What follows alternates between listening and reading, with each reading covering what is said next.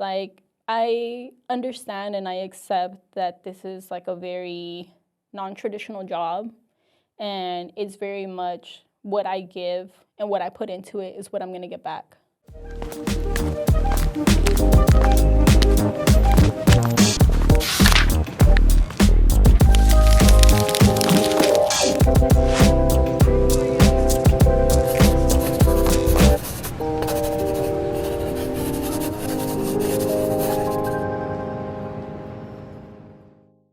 Hello, and welcome back to another episode of Unstereotyped Real Life, the podcast where we highlight Latinas pursuing their passions and showing younger generations that they can follow their dreams despite what society thinks and expects of them. My name is Melanie Hernandez, and I am the proud host of this podcast. Now, please help me welcome this episode's guest, Reyna Ramirez.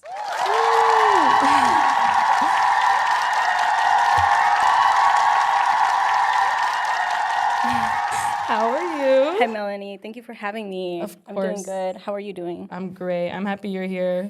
I'm ready to get this started. Yes. So, you are a painter, right? Yes. Can you tell me more about your work and what you do exactly? Yeah, so I am a full-time painter. I'm also a curator, independent curator. Right now, I work as a lead assistant and a studio manager for another artist here that's a little bit more developed in Dallas, Francisco Moreno. I help him with executing and managing large-scale projects that he has, whether they're murals or his personal work. It takes a lot of labor, a lot of hands to really get large paintings done. You know, like it's interesting because painting can be such a solitary job sometimes. Like, we're really there just focused, and a lot of people think that it's just like this, like this magical thing. I mean, to a certain extent, it is a magical thing, right? Like, we're painting images that we dream of, that we like narratives of things that we feel and that we see. But for really executing large scale works, it's really a team effort sometimes. Like, you really need people to help you, and so that's what I do full time for now. I'm a lead assistant for Francisco, and I have been doing that for the past 4 years. Wow, yeah, It's been a long time, huh, with Yeah. him?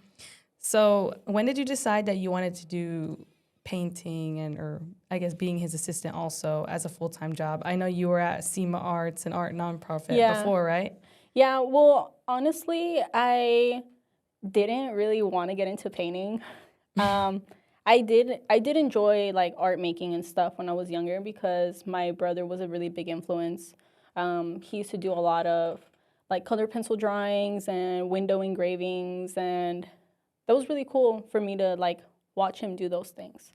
So then once I got to high school, my art teacher, I don't know, I guess she saw something that I didn't, that I was able to, it's a lot of observation and like control of your hand to be able to create images. And I think she saw something that I didn't really know yet. And so she would encourage me to go into the arts. And I'd be like, no, it's just a hobby. It's just a hobby. So initially, whenever I went to UT, my major was history. I wanted to just do history and be like a history teacher. But then eventually I transferred to UTA, and I took an art history class. It was part of like my degree plan or something to take another history class, and I took an art history class. And something about that, it just felt like so good to me to like be there. And really, I think it also was due to Dr. Vaccaro. She was one of the professors that I had, and just seeing how passionate she was about history and like art specifically. And I felt like it really broadened my perspective of what art could be or art really was, and in the context of the world and our civilization. So then I just decided to switch. I switched to art history. But then in art history classes, you have to take some technical classes. So you have to take like 2D art or drawing fundamentals or whatever just so that I understand, like, I guess, like, as a historian, you also have to understand the context of, like, the formalities of art, right? To be able to understand and decipher paintings. And one of my professors in one of those classes was like, why are you an art history major? He's like, why are you an art history major? Have you taken any painting classes? I was like, no. He's like, well, you should. And honestly, I think my switch was really in part, like, from the influence that I had of the people around me that would just see things that I couldn't see, or, like, they saw potential in me that I didn't really know could be other stuff. Well, fast forward, I ended up switching to painting. I decided to go all in. I knew that I was responsible for paying for my own college. So I was like, well, if I have to pay it, I'm going to pay for something that I like. Like, I'll figure it out later, whether, like, how to make money from it. Yeah. But if I'm going to pay for it, I'm just going to pay for something that I like.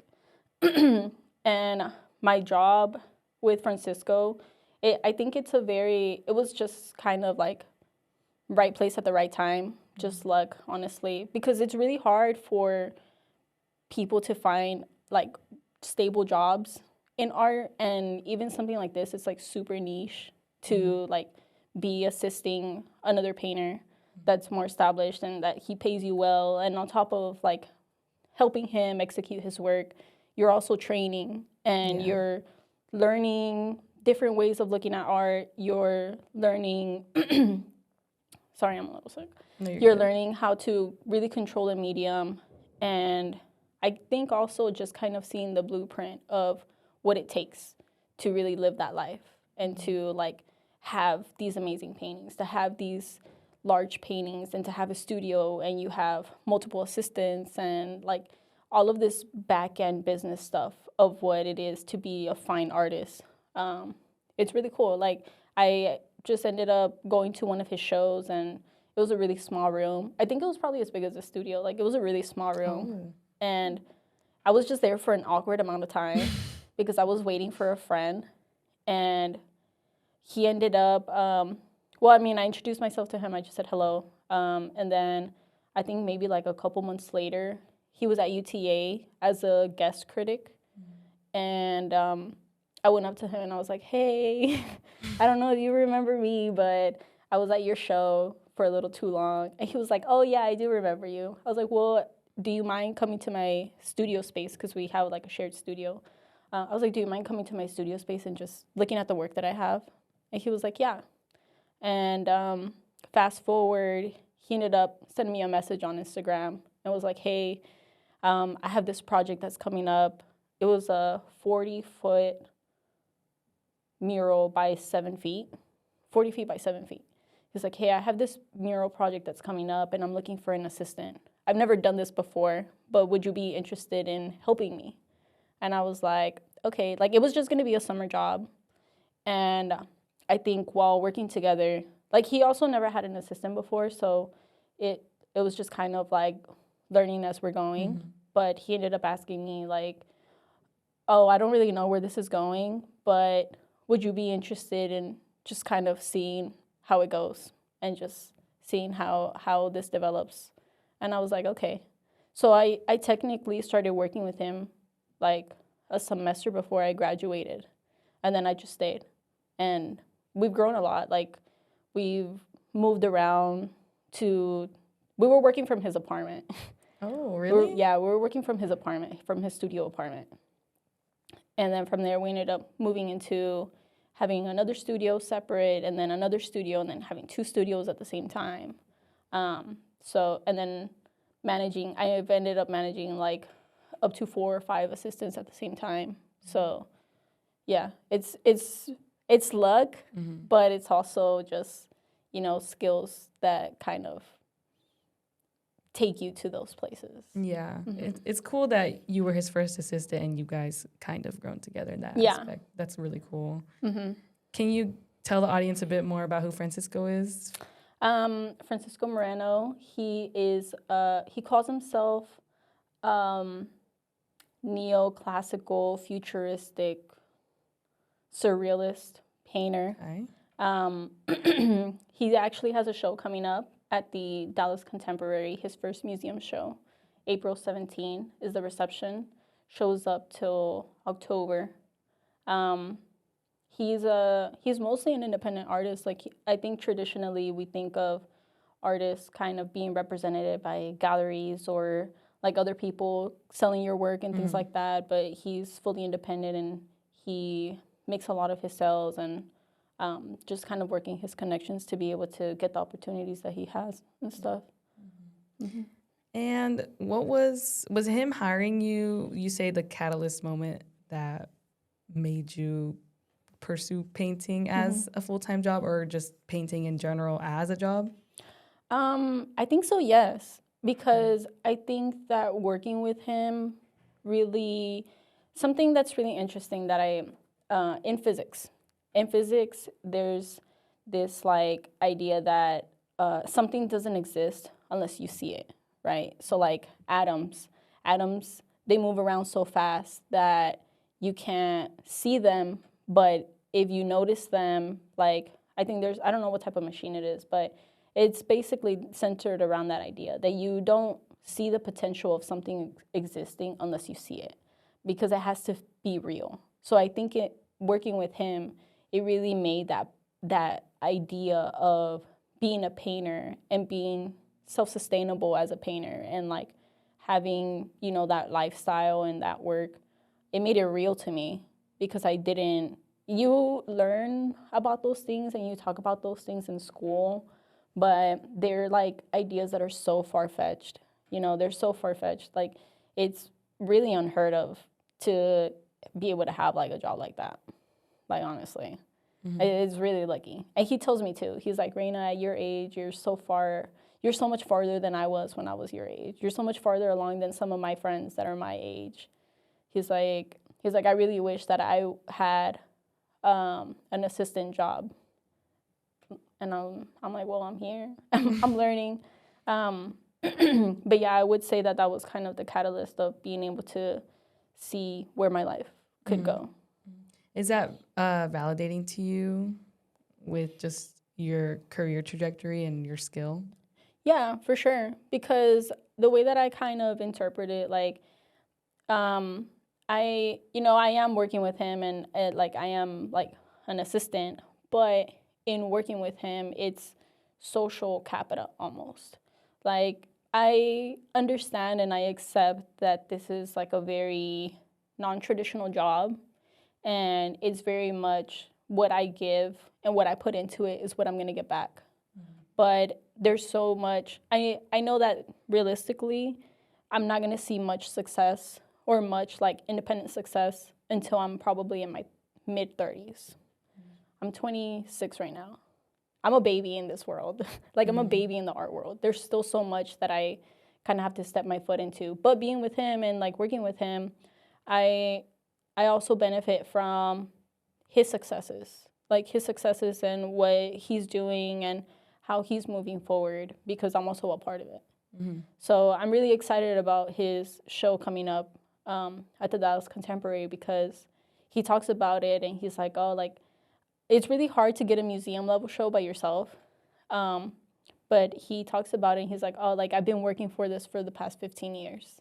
He's like, I just have a feeling that after this, like, it's going to move so much faster. Because after that, like, you really start moving into another market. There's like a whole hierarchy of like, of art and the places that you're shown or whatever. So even just being in association with him and also like him like telling people that come across like, oh, Reyna did that. Reyna painted that. They start knowing my name and they'll remember me.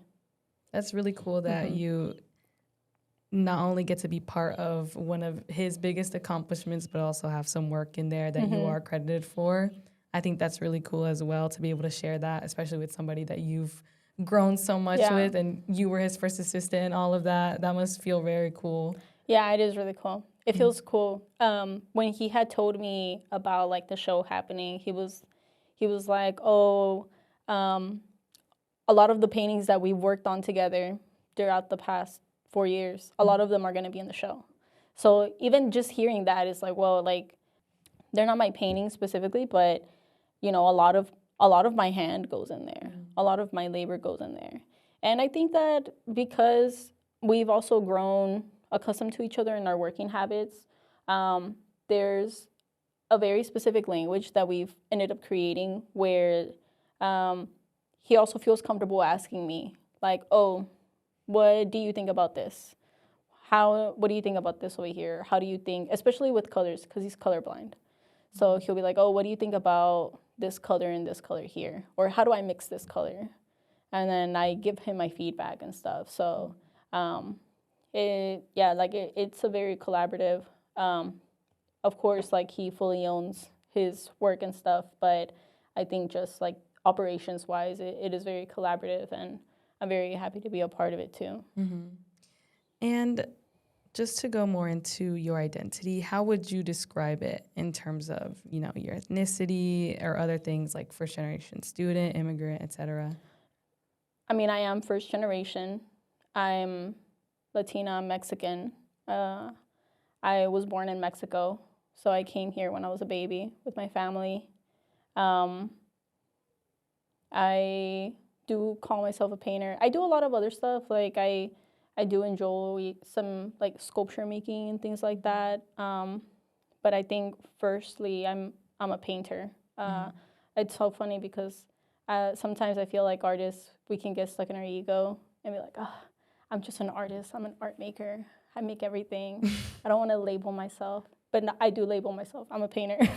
Yeah, I do that too a little bit with the journalism. I'm like, I'm not a reporter. I'm just a journalist, because there's just so many things that you can do. But so your parents so you and your family immigrated from Mexico, right? Mm-hmm. How has that been in terms of your career progression? I knew that coming here, I always held the responsibility of knowing what I needed to do. Like, there was no other way around it. I knew that I was going to go to college. I knew that I was going to have to do something, you know, because I grew up hearing my mom and my dad specifically saying, we came here so that you can go to school. We came here so that y'all could go to school. I'm the youngest of 5. There's 5 of us. I'm the youngest one. All of my siblings, they're way older than me. Our age gaps are up to 16 years between me and them, 16 to 7. And, you know, there's a lot of sacrifices, I feel, that even my siblings had to make and pay as debt for me and for us to really, like, step into this other generation of, you know, of being educated from... My mom only went up to, like, 3rd grade. And my dad, he only went up to, like, 6th grade. And I just know that it's part of the debt that I had to pay to, like, go to school and, you know, do something. And honestly, like, once I went to school, my dad, he was like, okay, like, that's it. Like, you did it. He was like, that's it. That's all I came here for. He retired. And then that was that. Yeah. So do they support your career right now and what you're doing? I feel like they don't really understand what I do. But we're also, like, way different generations. Like, my parents and my siblings, my parents were very much in survival mode. And part of them, like, still is. Like, there's a lot of habits that they haven't been fully able to, like, stop, you know? But I get it. Like, my mom grew up in a adobe house. Like, my dad built their house in Mexico, like, brick by brick with his dad. So they really came from nothing. But I don't think that they really understand too much what I'm doing. I think they're just happy that I enjoy what I'm doing. That's really it. Like, I don't think there's so much that goes into art making. And even, like, I talk about my work with Francisco, but, like, you know, I also do my own work. Continuously, I'm always developing and reading and researching and thinking about myself and my work in the context of the world and how to keep progressing, how to, you know, like, affiliate myself with groups that can help me. Like, right now, I'm part of the DMA. I'm part of the DMA fellowship program. I was also part of the Cedars Union cohort, which was like a residency program. So I've done a lot of things, but they don't really understand. They just kind of see it as like, oh, a ella le gusta pintar. Like, a ella le gusta pintar, and then that's it. And then I remember one time my uncle came from Mexico, and my dad, I had made a painting for my dad. It was part of a school assignment, and I made a painting for my dad, and it was really about like the sacrifices that he had to make for me to be able to get there, for us to be able to get there, and it was inspired by him. We're watching TV. My dad's a huge fan of Tengo Talento, Mucho Talento. Like, he watches it religiously. So this man on there was like, oh, like, I got here with only $20 in my pocket. And my dad was like, oh, llegó con mucho dinero porque yo nomás llegué con 5 centavos. And I was like, Oh. Pause. The lore drop. Like, it'd be random as heck. Yeah. So I really took that, and I made a piece about it, and so he just like brought the piece out to my uncle. He was like, "Mira lo que hizo," like she made this about me, and he'd just be so proud to like show people, like, oh, like he'd be bringing them off of the wall. Oh, she made this. Yeah. Oh, she painted us. Oh, she did this. But I think that whenever they went to my first solo show in 2024, I think I did a lot of pieces about my family, and I used my family a lot as subjects in my pieces, and I don't know, I think they kind of were just like, oh, like, she paints us. Like, she paints us. She paints our lives. And I think that kind of, like, brought some sensitivity there. So they might not understand, but they're happy that I like what I'm doing, that I know what I'm doing, and that I think they also respect the amount of time that I've invested into it. Do you still feel, even if they don't fully understand what you're doing, do you still feel like you're able to connect with them on that level? Or do you feel like you're not really able to explain much about, oh, he has this show coming up and I'm credited on some of the artworks? Like, how? No, I don't think they understand that.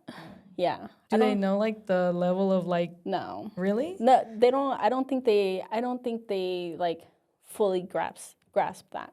But I think it's really just like there's just a gap there, you know, like they won't, like, even if I make a painting and I tell them like, oh, like it's about this and this, like I have to simplify it. I have to simplify like my vocabulary. I have to simplify like my ideas.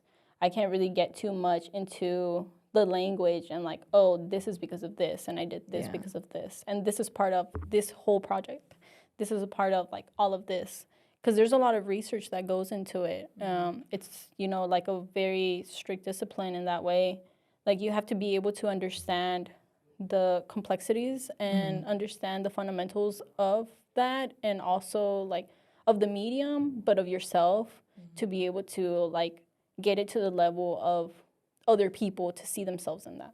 Yeah. But I don't think they really understand too much, and I made my peace with it. It's okay, you know. Yeah. At least they are happy to see you happy. It could be one thing if they just didn't support what you were doing, or I think that for sure, one thing that my parents they've always given me my freedom. Like, they've never, could be the gaps, could be the age gaps, you know, but I was also not like I wasn't really a troubled kid. They really gave me my freedom, and they've never been the type to tell me, oh, you have to do this. You have to do this because of this. Like, it's always just been like, oh, like, in that freedom, some of it was paralyzing, but it gave me the room to explore myself, to really, like, learn about, you know, anything that I wanted to. And they might not understand it, but they, you know, they're a part of it. Yeah. And despite all that, do you still feel any pressures as, I mean, you're an immigrant yourself, but as a daughter of immigrants as well, to succeed? Yeah. Like, I've honestly been thinking about it for the past couple of days. Because don't get me wrong, like, I do love what I do, but every now and then that doubt creeps in of like, oh, will I be able to make it? Will I be able to do what I want fully? Am I gonna, and I've even had this discussion with my husband. I was like, I don't think I can go back to like a normal 9 to 5. Like, I really can't. Like, I feel like if I do, I'm taking 15 steps back from everything that I've invested into. And I feel like I have no choice but to keep moving forward. Yeah. So I do still have some debt to pay to my parents for that, and like I hope that they're there to really see that. And I know that this is like this is for the long run. I struggled a lot when I was a little bit younger, to really like accept it. Like at some point, I left my job with Francisco, and I was like, well, I'm just gonna go teach. So I was teaching middle school. I was teaching middle school art, but I just was not happy there. I was just not happy. Partly because of like the politics of working in a school, and nothing to do with the kids. I love the kids, but it was really hard to kind of accept a loss of identity there. So I don't think I could go back to a traditional 9 to 5. But because of that, like I have no choice but to keep moving forward and make something from it. And I wanted to ask about your husband. How does he feel, about your career? It was, I don't know, I think you said he did something tech related. I forgot. Yeah, he works in marketing.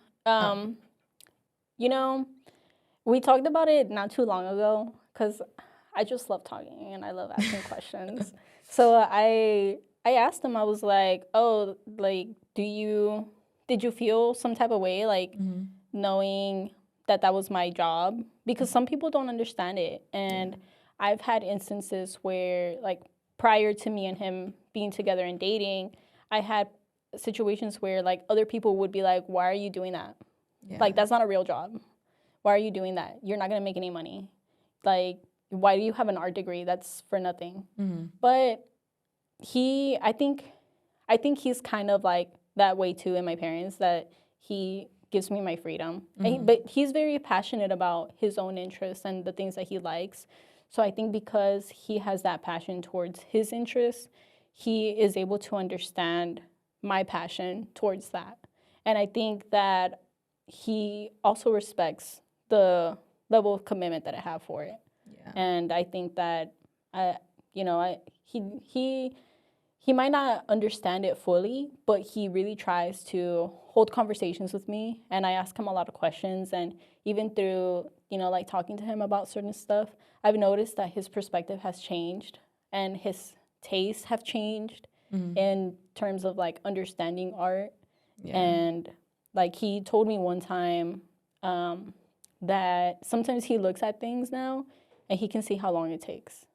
He's like, I can really appreciate how long it takes to do something. He's like, because I hear you talk about it and I hear this and that. So he's very supportive. He's really, really supportive. That's good. Yeah, I feel like it's one thing to have a passion and then actually work towards it. Yeah. Yeah. And I know you said you were the youngest daughter, right, of your siblings. Had you not been the youngest, do you think you'd be in the position you are now? Probably not. I feel like if I wasn't the youngest, if the roles were reversed, right? And because I have an older sister, she's the oldest, and then there's 3 boys in between us, and then it's me. Yeah. I think if the roles were reversed and I was her older sister and she was my younger sister, I think that based off of like the timeline of my family with, like my dad, he worked in the US for a couple years before being able to go back to Mexico and bring us. I feel like I would have had to sacrifice a lot too. I would have ended up probably not doing what I did.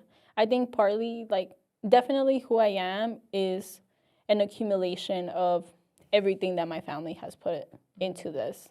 Like,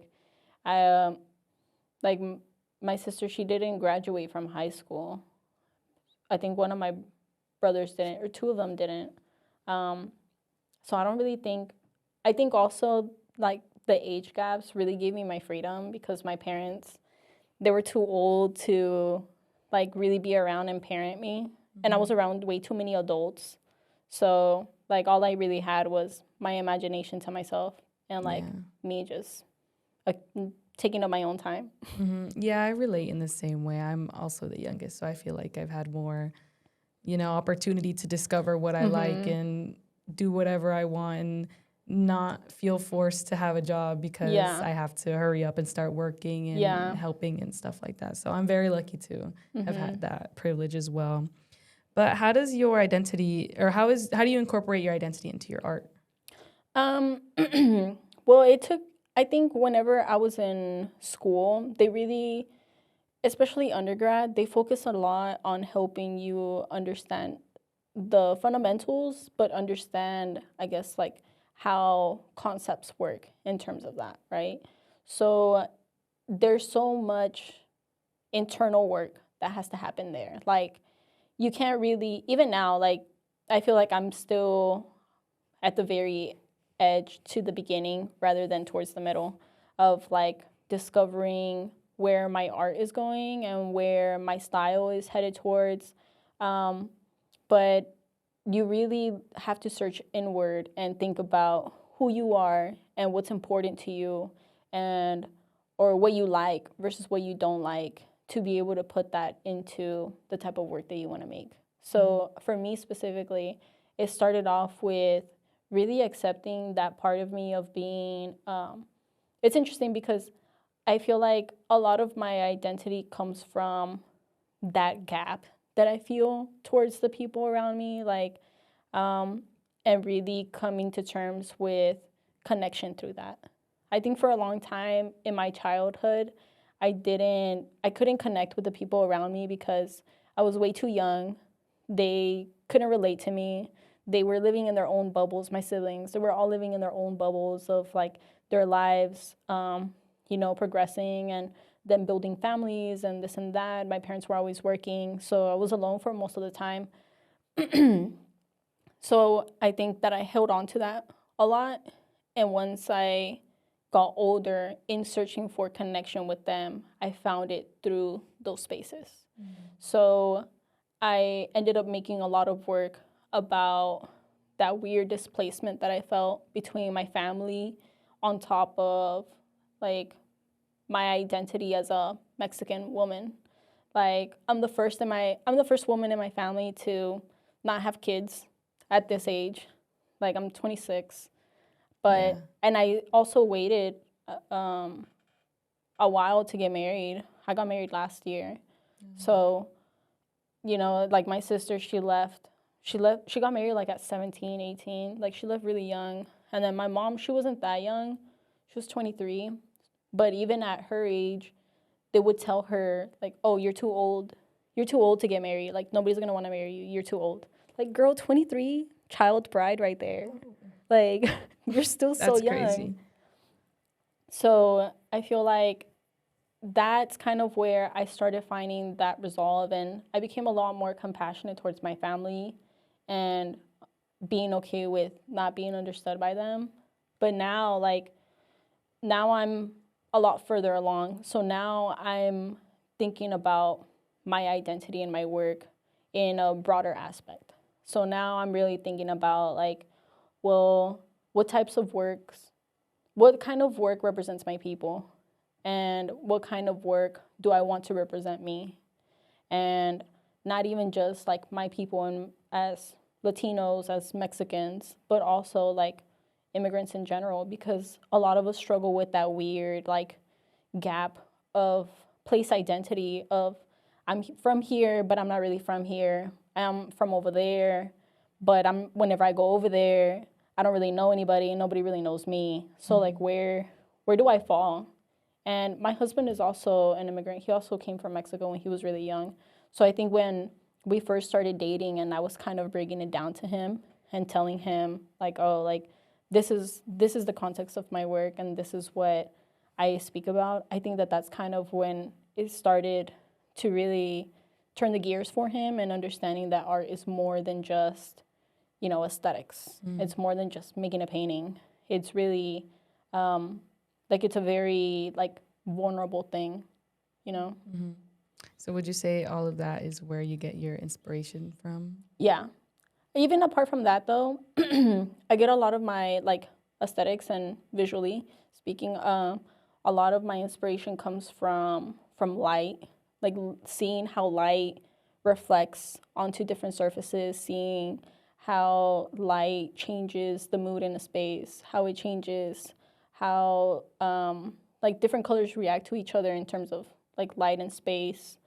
And I think I'm also really gravitated towards like levels of opacity. So, and then with those things, like that's whenever you start building a visual language of what certain ways of you working, like what does that mean in your work, you know? Mm-hmm. And why do you think it's important for a person with your identity to be in this industry?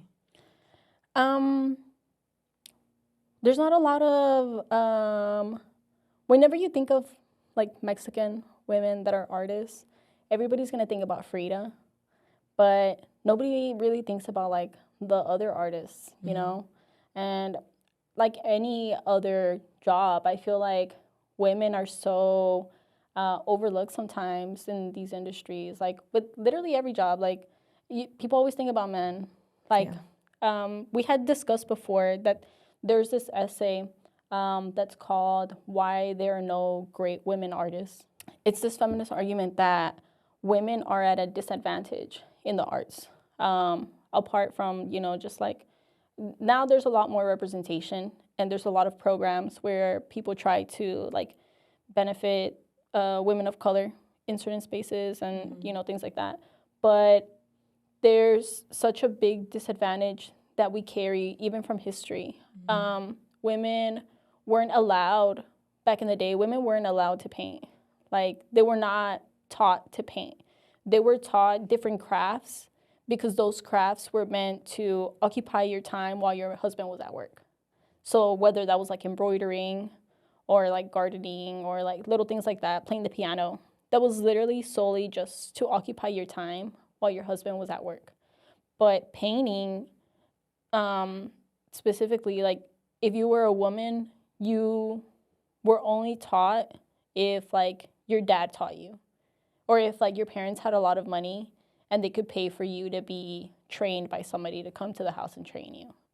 And even when like the schools started opening up and allowing women to go to the art schools and learn art, there were still like classes that they couldn't take. They couldn't take like certain anatomy classes. Like they couldn't go and draw a man in the nude. Like they could only draw women in the nude because it was like too vulgar or whatever.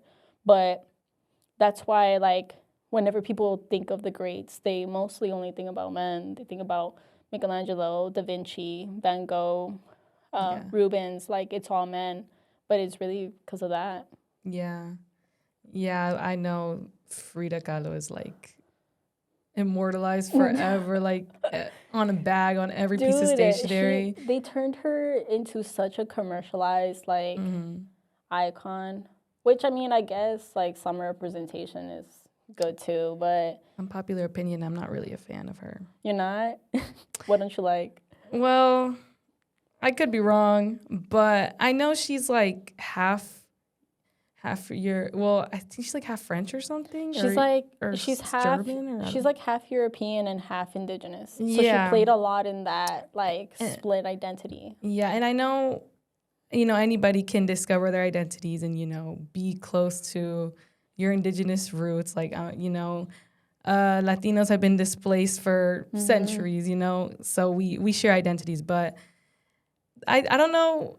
I could be wrong, but I know that she would play into the indigenous aspect of herself. That's why she depicted herself the way she did.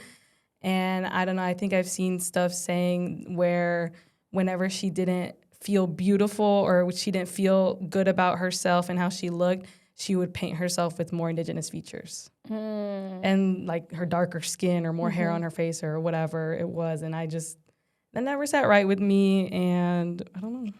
A lot of people love her, but I don't really like her that much.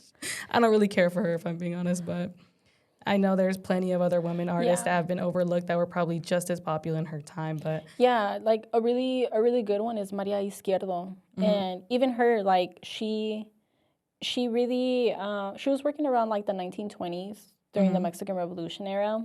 And even this, too, like, she was trying to get into muraling, but there was a monopolization of mural gigs by like Diego Rivera.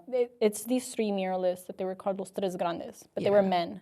And they ended up like really connecting with the government. And if you weren't affiliated with them, like you wouldn't get a commission. Yeah. I'm glad you brought her up actually, because I was going to talk about her too, actually. I was going to ask her. I mean, obviously, I figured you knew who she was, you know. And then when I was reading about her bio, I know she was in the same era as Frida and Diego and all of them. And so I did want to talk more about that. I'll introduce a segment. It's called Women Before Us, where I highlight a notable woman who shares the same profession. And hopefully their story can inspire you or educate the listeners on someone who's had a massive impact in their field.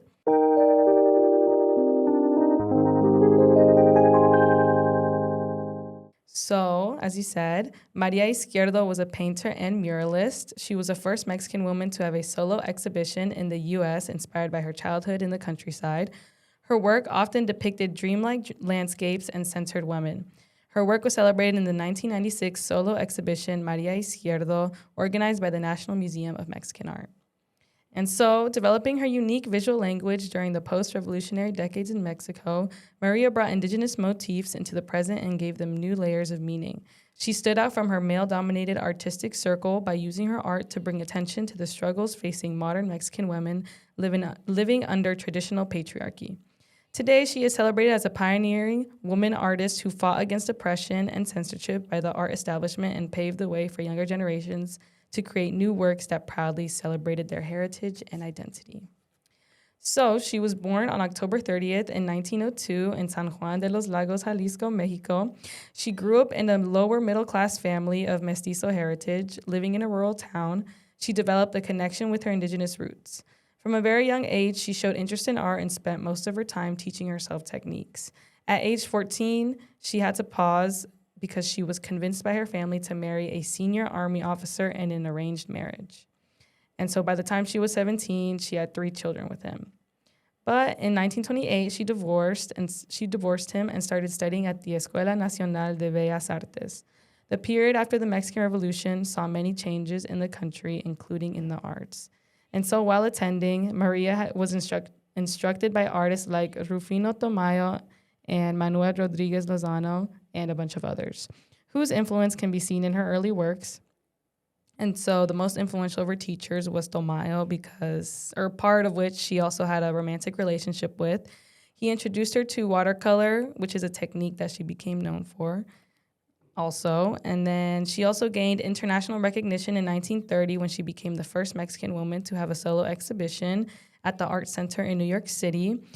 These works showcased her mature signature style, representations drawn from her life, which were rendered in a sculptural style in her chosen color palette that signified her Mexican identity. Her art provided a window into the lives, limitations, and struggles faced by women in the post-revolutionary context. And so in 1945, she received an important commission, like you said, to make a mural representing the history of Mexico City in the stairwell of the Department of the Federal District. This would make her the first woman to be granted a major governmental mural commission. However, she received a note from Mexico City's governor revoking the commission, citing technical reasons. But in fact, it was Diego Rivera, the man who was once her supporter, along with David Alfaro Cisqueros, who was responsible. They were part of the Big Three muralists who had convinced the governor that she did not have the qualifications necessary to make the mural. They denied that gender was a part of it, but regardless, she never backed down from her assertion that she deserved it. Her most famous quote came from this ordeal: "It is a crime to be born a woman and have talent." Overall, Maria's work opened up new possibilities for using symbols tied to Mexican tradition in a way other than to serve the nationalist discourse in art at the time. Instead, art's meaning could be personal and variegated, not following the lines set by the politically powerful art establishment then. In this, she differed from Frida Kahlo, her counterpart at the time, who was linked to Rivera and their leftist agendas that were celebrated in their art. A side note, as we mentioned before, her and Frida were acquaintances, and evidence points to Izquierdo's reputation being on equal footing with hers during their lifetime, but only one of them got the immense recognition after. So in portraying Mexican identity in her own way, she contributed to the imagining and visualizing of alternatives to a Mexicanidad modeled by men. With regards to the portrayal of women in particular, Izquierdo's use of indigenous imagery in conjunction with expressive figures rendered in bright, strong hues broke with traditional representations of women then and presented an alternative picture of women not only as self-sacrificing mothers, but as human beings. Through her art, she showed another way of representing women's experiences, problems, and possibilities, as well as their equal roles and participation in national identity. Her artwork helped open the door for many women artists in Mexico. Yeah. Mm-hmm. Do any of her goals or achievements or motivations parallel any of yours? I think something that she did really important. I think something that she did that was really important was showing that women's identity was far more than political. Because during that time, what was happening because of the Mexican Revolution, there's this whole discourse about how there's this book. I did a research paper on her, actually. There's this book that they were kind of really, because of the Mexican Revolution, they were trying to form like another unifying identity. So that's why that whole art movement started of like socialist art that Diego Rivera was a part of and like Frida and stuff. They were trying to bridge that gap between like people to understand like through images how important their labor was to the identity of Mexico and the birth of Mexico, right? Like separating them from the Europeans. But what was happening was that even through just like dialogue and through conversation, what they were doing was there's this story about how they describe Mexico as a country as being a mother. And the soldiers are her sons. And so because the mother failed in protecting her sons from like what would be like the colonizers, she failed in protecting them. So they painted her sons as the national heroes for protecting for what she couldn't do. So even in that dialogue, there was a lot of like blame on women for what was happening. And I mean, they were trying to find a way to kind of unify the people, but there's so much that even subconsciously gets, like triggered into us, right? Of like the way that they speak and things. And so she was really trying her best to kind of like go against those thinkings and really trying to give women like a sense of, another form of identity that is more than just that. Because there's also this other discourse of like the same way that there's machismo, there's Marianismo. Yeah. And Marianismo is like women who hold those like machismo type of thinking, but like doing it to each other. So, and that comes from like the Virgin Mary like ideology of like how she's a woman and she's pure. And so there's Marianismo where women like they are also like adding to that, but and attacking each other. And so I think her work is really important, and it's really sad that now I feel like she's getting a lot more recognition now, but she was definitely overlooked. But I think it also was just like the scandalous like relationship of Frida and Diego, of their on and off, and it was very public, like their affairs. So I think people were really drawn to that too. That's probably, But yeah, you're right. Definitely a big part of why the patriarchy is as strong as it is because of women who help uphold it as well. But yeah, I was also looking into statistics about women painters, specifically Latinas, and I couldn't find anything specific. But in 2023, only 6 to 7% of artists in the U.S. were Latina women, according to Data USA's National Data on Artists. And so that's across mediums like illustration, graphic design, fine arts, writing, dance, and more. And I also found more information on women in arts from the Women in Art Prize, which is an initiative dedicated to empowering and celebrating women artists from diverse backgrounds by providing a platform that recognizes their creativity, innovation, and contributions to the art world. So they found that the global market for women artists reached approximately 3.15 billion in 2023 and 2024. So representing 18% of the total global art market, which was a significant increase from 12% in 2020. And so they cited the growth of this by several factors, like increased institutional focus on gender equity, shifting collective preferences, market correction for historically undervalued works, and greater visibility through dedicated programming and scholarship. And there was also a 24% increase in auction sales volumes for women artists compared to 2022 and 2023, which outpaced the broader art market's growth of 11%. And so also expanded gallery representation with major galleries have increased their women artist rosters by an average of 18%. And mid-tier galleries are achieving near gender parity. Also, emerging markets in Africa, Latin America, and Asia are showing substantial growth in promoting women artists. Digital platforms are creating new opportunities for market entry and growth, and private and corporate collections are increasingly prioritizing gender diversity. And so while significant challenges still remain, like persistent price disparities and historical underrepresentation, the trajectory clearly shows a market undergoing fundamental structural change. So women artists' market growth has consistently outpaced the broader art market, indicating both increased demand and correction of historical undervaluation.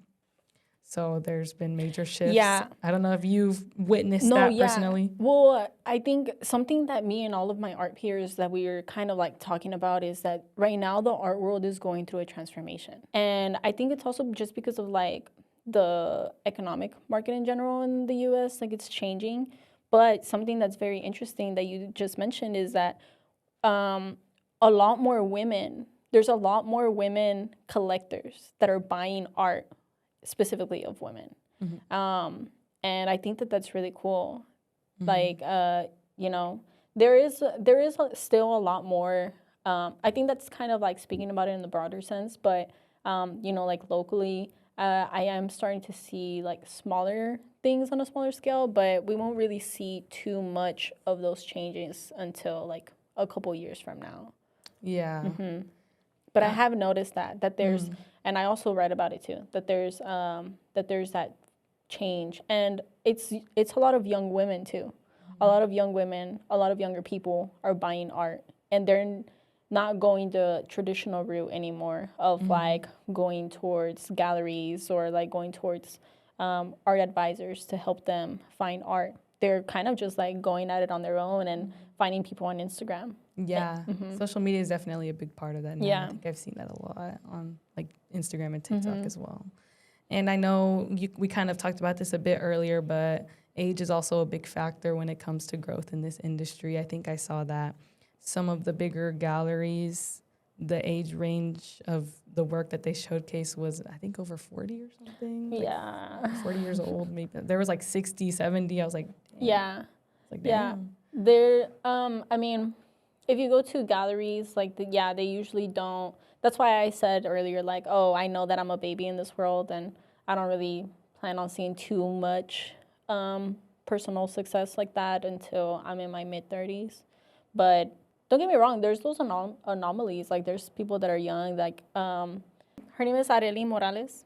She's relatively young, and she's a Mexican painter. She does a lot of paintings of, like, Latinos and their jobs. Like, she did a giant portrait, I think, of, like cleaning ladies and landscapers and things like that. She ended up getting a show at the Smithsonian Museum. That's like a huge deal. And she's pretty young. Like, she's done a lot of really cool things. Wow. So seeing things like that is like, little things here and there that are changing. But it's really cool to see like the people around me. I have so much respect for them. Tina Medina too, shout out to her. She's a professor at Dallas College, and she, thanks to her, I got to meet a lot of other Latina artists, ladies. She had invited us to a dinner that her collective was hosting. They call themselves Nuestra Nuestra Colectiva, and it's a group of Hispanic Latina ladies, and they're all pretty much older, but they hosted this dinner for us to just kind of like meet and like get to know each other, because there's a very small group.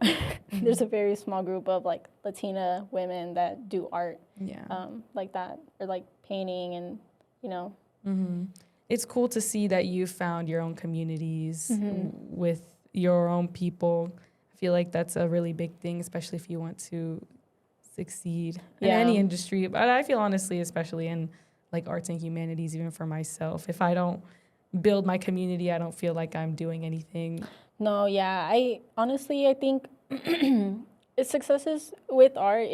Success is whatever you want it to be, like however you frame it. And a lot of it is just really having those connections, like with your community, not expecting people to give you anything. Like, I don't walk into these spaces expecting people to just like give me stuff because I do what I do or whatever.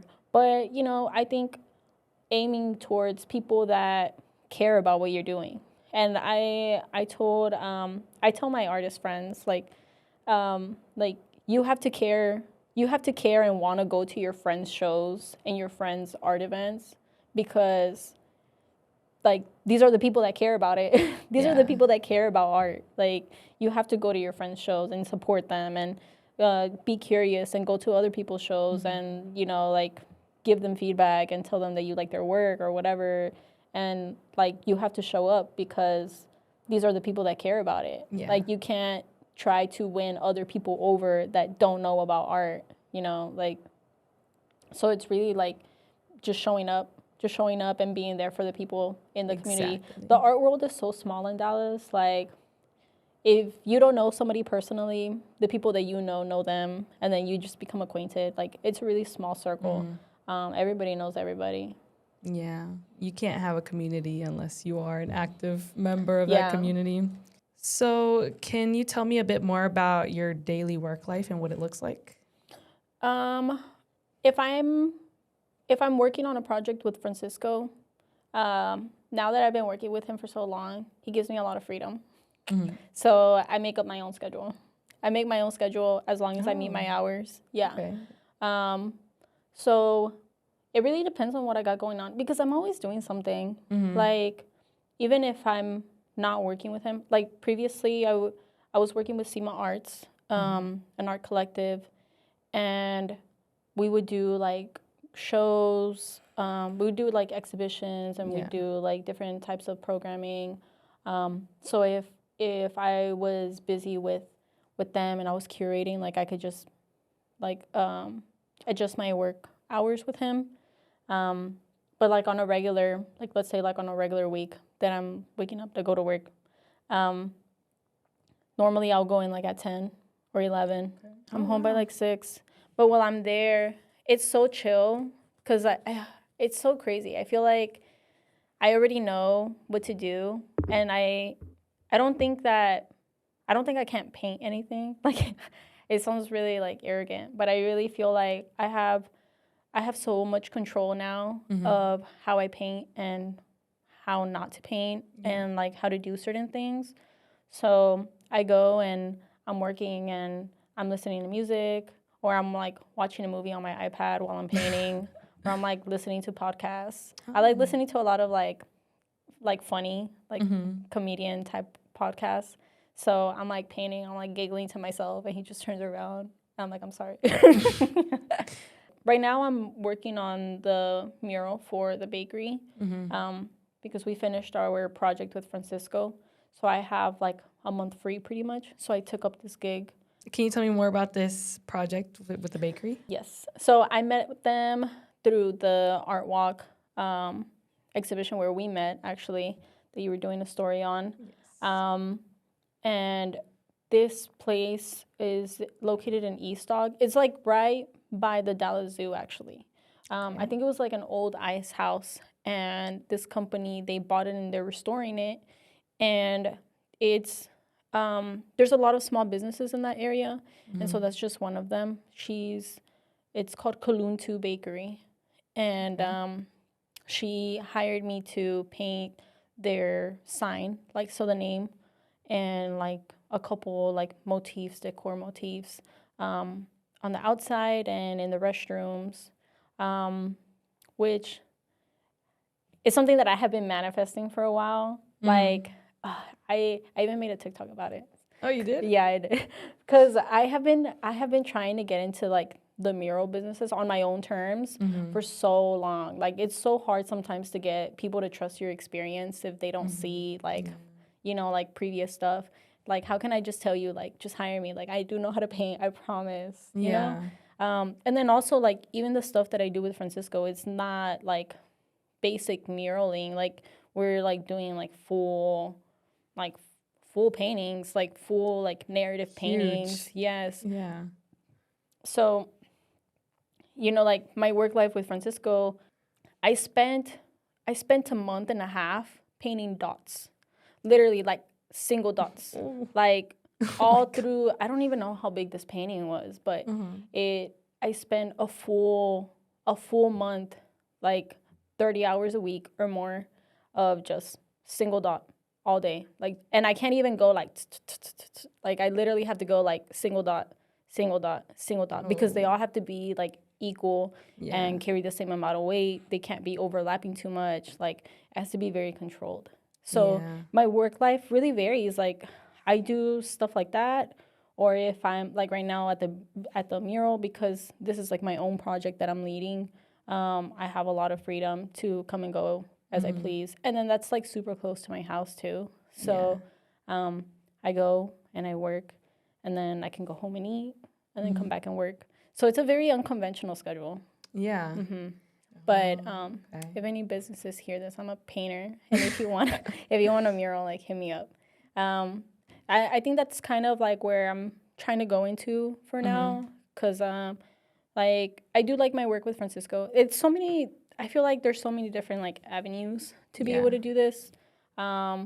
Eventually, I would like to build my way up to how he works, right? Like having my own studio, having my own assistants, having projects that take up a full year or 6 months to a year and a half of being able to like sustainably work out a creative project that leads to, you know, an exhibition or whatever.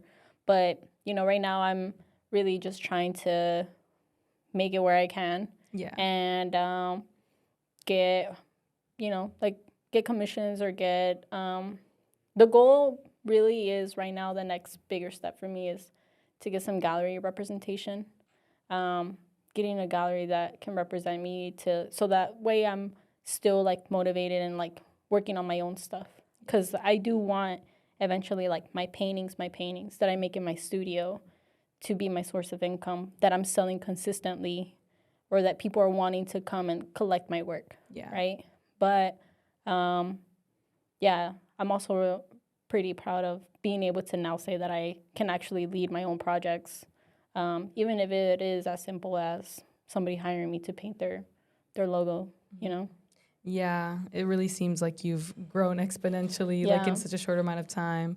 But I know you just said that sometimes it can get tedious. I remember you told me there were blades of grass that you had to draw that took so much time. But how do you make sure you're not getting burnt out, you know, of this career? Because I know you said sometimes it can be a little bit lonely while you're painting, or just all the tedious activities that you have to do before you even get to actually like, you know? You know, it's such a love and hate relationship sometimes, because it is very lonely. Like, sometimes if my boss is busy and he has like things that he has to do, I'll end up working in the studio by myself for like a week. One time I think I worked by myself for like a month and a half. Or sometimes, like, especially at the beginning of projects, like there's so much that has to go into the beginning before you can really get into those stages where, and they're big pieces, like adding 1 or 2 layers, like that's gonna take you 6 hours. That's gonna take you like 7 hours to really just like get those beginning stages, right? Like even with my paintings, whenever I invited you to my studio, that big painting that I was working on, I think it took me like 2 weeks to even prep my surface. This is like before paint, like not even painting, but just like layering gesso and sanding and resanding and patching areas where my surface felt uneven and stuff. Like, there is some burnout sometimes, but I think I'm pretty good at. I feel like now that I'm a little spoiled and I can like make my own schedule and stuff, I'm able to find moments to rest. So like last week, I worked on the mural for the bakery. I think I worked like 6 days straight, like between 9 to 10 hours daily, and like that. Sometimes I'm like you're just going on full adrenaline. Yeah, like you're just going on full adrenaline. I had to stop because of the rain a little bit, because I would go and then it would be drizzling, and then I wouldn't be able to do like certain markings to lay out like my drawing or whatever. So there is some burnout. And honestly, my husband is the one that really gets on me. he's like, hey, like that's not sustainable. Like you can't be working like that. Like you can't be working like 12 hours straight and then go and sleep for 2 hours and then come back and work. He's like, you can't do that. So he's pretty good about checking me. So, as we just mentioned, I actually got to shadow you at work. And so, lucky for the listeners, I documented some scenes from that day, and I would love to share and jog your memory. For this segment, I call it Day in the Work Life.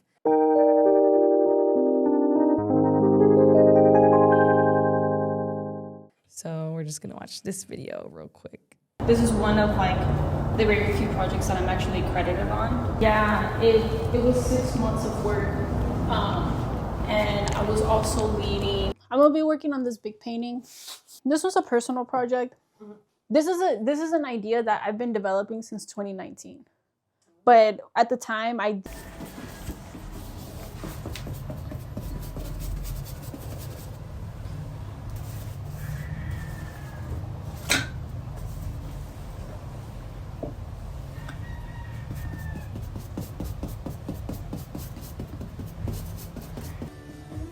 this is normally like the type of surface that we use at my job. And I feel like I've kind of gotten spoiled a little bit because I'm like, dang, like, I mean, I don't have to do all that because he hires like.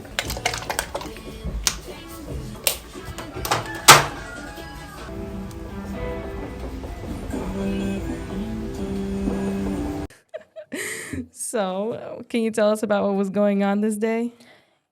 Do you remember it? Yeah, I asked you to meet me at the location of kind of where the studio is of where I work, and that one was acquired by the owners of the building, so I wasn't gonna be able to take you to the studio with me, but I was like, well, I wanted to show you that part too, right? Because that is kind of my work life. And then afterwards, we met at my studio at home, my little home studio, and I was showing you my current project that I'm working on. That's a painting, like I said, that I've been developing since 2019. I didn't have the skills yet there because I wasn't even in art school yet.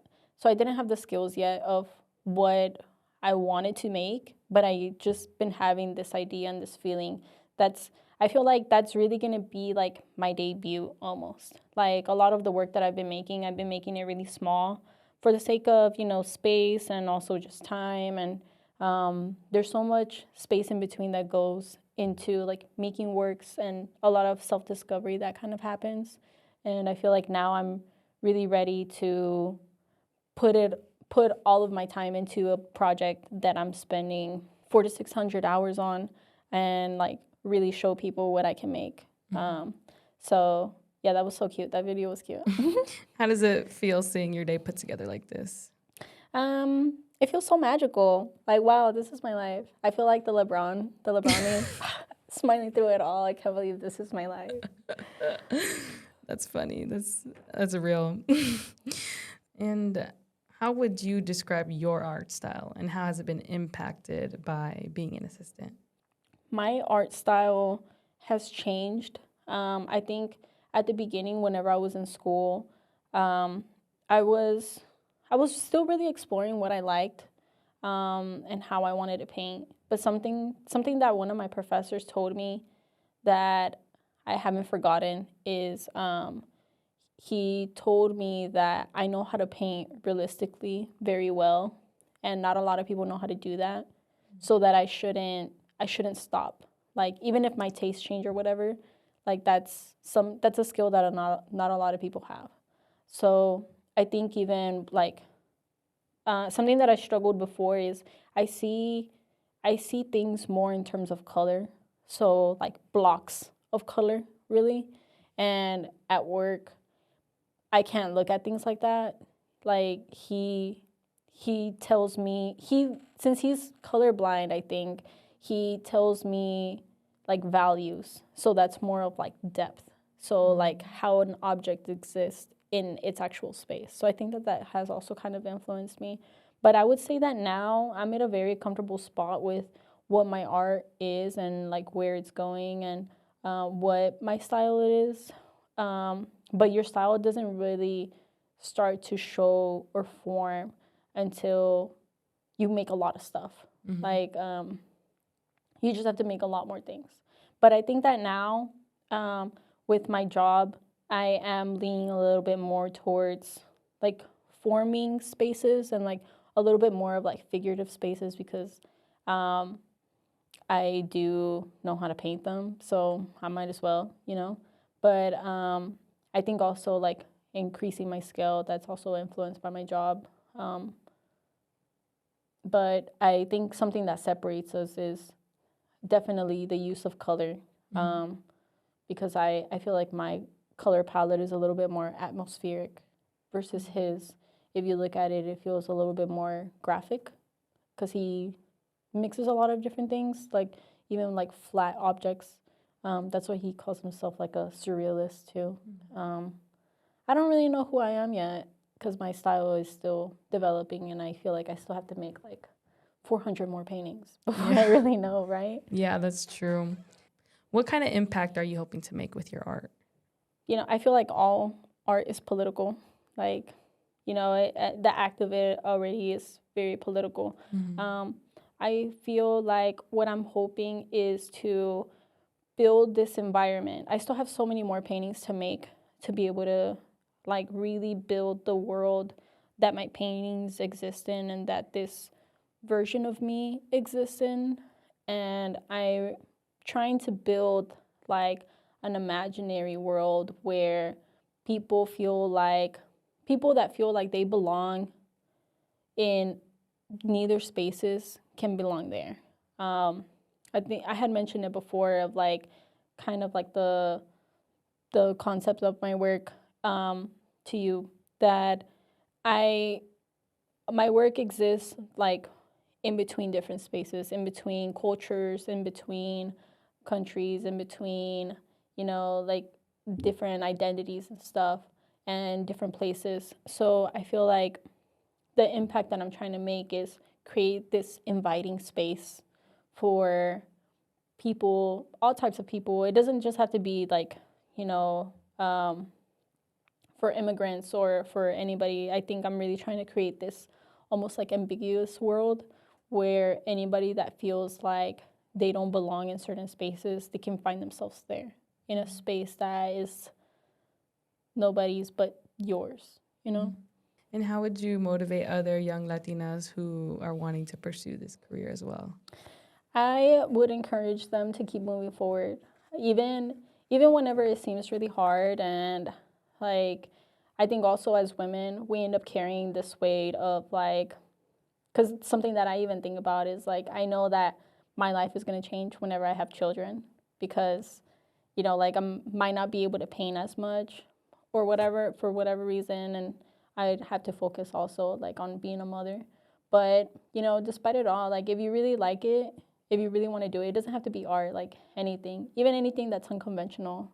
Like there's nobody can stop you. Like if you really want it, like you go for it. You can do anything that you want, even if people don't understand it. I think as long as you really believe in yourself and you really know that if the desire is there, the desire is there because you know that the potential is there.